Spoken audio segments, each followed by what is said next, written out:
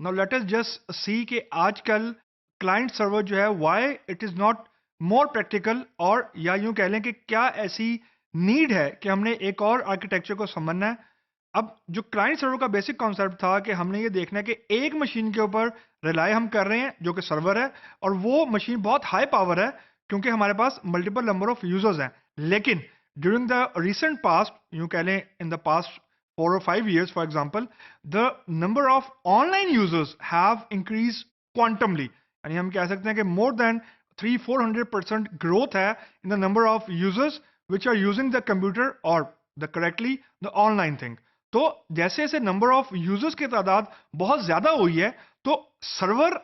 पे, एक ही सर्वर पे रिलाय करना it's not a very intelligent decision. मतलब we are inviting a single point of failure, यानी हम ये मेक श्योर करने की कोशिश कर रहे हैं एक साइड के ऊपर कि कंसिस्टेंसी रहे, रिलायबिलिटी रहे, लेकिन by relying on only one architecture और वन कॉमन मशीन, ये भी हमारे पास एक रिस्क और बहुत बड़ा रिस्क मौजूद है कि if server will went down, कोई सर्वर में मसला आ जाता है, तो एक्चुअली सारे के सारे यूजर्स एक्चुअली हैंग हो जाएंगे, यानी किसी भी यूजर को सर्विस प्रोवाइड नहीं होगी। तो द कॉन्सेप्ट इज के एक ही मशीन की पावर के ऊपर, यानी प्रोसेसिंग पावर के ऊपर हम रिलाय कर रहे हैं। अब इसका एक और वर्जन मौजूद है जिसको हम लोग बोलते हैं डिस्ट्रीब्यूटेड प्रोसेसिंग या डिस्ट्रीब्यूटेड आर्किटेक्चर। अब बेसिक कॉन्सेप्ट डिस्ट्रीब्यूटेड प्रोसेसिंग का ये कि हमारे पास सिंगल पॉइंट ऑफ फेलियर नहीं होना चाहिए, यानी एक मशीन के ऊपर डिपेंडेंस नहीं होनी चाहिए। रादर हमारा जो पूरा सिस्टम है it is a combination of multiple components, यानी मल्टीपल सब सिस्टम, यानी मल्टीपल हार्डवेयर्स हैं, मल्टीपल सर्वर्स हैं which are communicating with each other over a network to make sure और to be a part of one common system. तो user को देखने के लिए तो एक ही सर्वर लगता है कि एक ही सर्वर मशीन से उसको रिस्पॉन्स आ रहा है, लेकिन at the end of the day या बिहाइंड द सीन्स वो एक मशीन एक्चुअली है नहीं। There are actually multiple machines और मल्टीपल इंडिपेंडेंटली रनिंग सब मशीन्स जो कि इंटरैक्ट भी कर रही हैं, एग्जीक्यूट भी कर रही हैं, अपने डिसीजन इंडिपेंडेंटली भी ले रही हैं, लेकिन at some point of time these component or these subsystem are interacting with each other to be a part of one bigger picture or to be a part of one big solution। तो network के ऊपर जो communication है वो actually intact कर रही है, for example कि हाउ दीज सब सिस्टम और how these nodes will be communicating with each other, लेकिन फंक्शनली वर्किंग वाइज जो कंपोनेंट्स हैं वो इंडिपेंडेंटली काम कर रही हैं, but they are working toward achieving a common goal और अ कॉमन रिक्वायरमेंट। लेकिन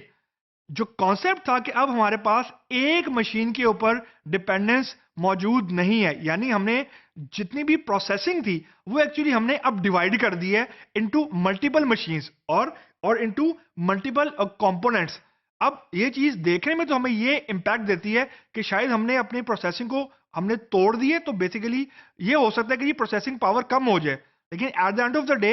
हुआ इसका रिवर्स है कि जहां पे एक मशीन की प्रोसेसिंग पावर पे हम डिपेंड कर रहे थे, अब एक नहीं है, फॉर एग्जांपल अब 4 मशीन है फॉर एग्जांपल। तो अब हमारे पास जो रिलायंस है वो एक मशीन के ऊपर नहीं है, 4 मशीन के ऊपर है, यानी अब 4 मशीनें मिलकर ये मेक श्योर कर रही हैं कि सिस्टम शुड रिमेन इंटैक्ट,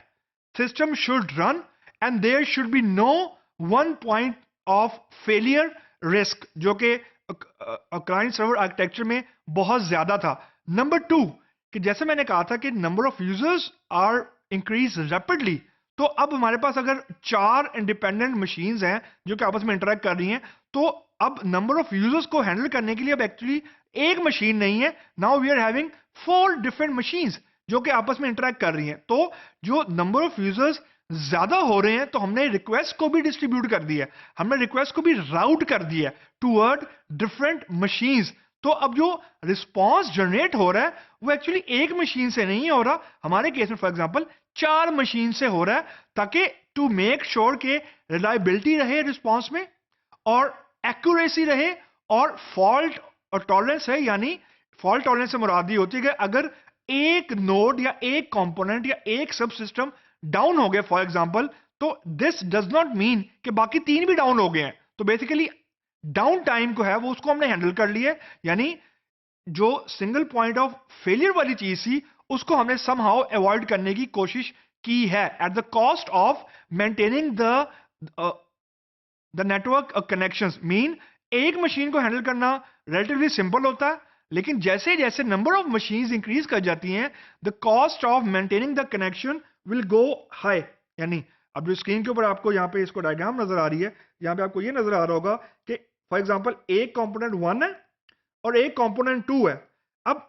ये दोनों एक ही सिस्टम का पार्ट है, लेकिन जो कंपोनेंट 1 है वो फॉर एग्जांपल प्लेटफॉर्म 1 के ऊपर चल रहा है। फॉर एग्जांपल प्लेटफॉर्म 1 था हमारा लिनक्स, और जो कंपोनेंट नंबर 2 है ये चल रहा है प्लेटफॉर्म नंबर 2 के ऊपर। फॉर एग्जांपल जो प्लेटफॉर्म नंबर 2 है वो फॉर एग्जांपल हमारा विंडो है। अब देखने में और है ये डिस्ट्रीब्यूटेड आर्किटेक्चर, क्योंकि ये आपस में मिलकर कम्युनिकेशन कर रहे हैं, लेकिन